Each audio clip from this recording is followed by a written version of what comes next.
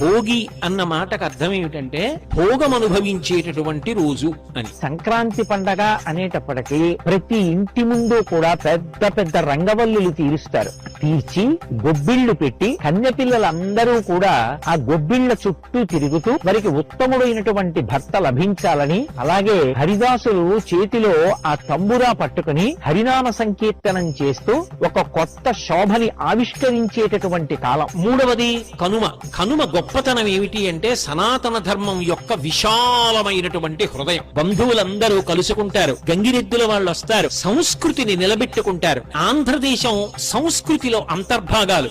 ఏదైనా పాడు చేసుకోవచ్చు కానీ ఎవ్వరూ కూడా తమ సంస్కృతిని పాడు చేసుకోకూడదు. ఈ భోగి, మకర సంక్రమణము, కనుమ అనపడేటటువంటి ముప్పేటగా జరిగే పండగ త్రివేణి సంగమం. సంస్కృతికి పట్టాభిషేకం చేసే పండగలు, పరదేవత యొక్క అనుగ్రహానికి పొందడానికి వీలైన పండగలు. కాబట్టి చక్కగా మనందరం కూడా భోగి, సంక్రాంతి, కనుమ పండగలు అలా చేసుకుందాం.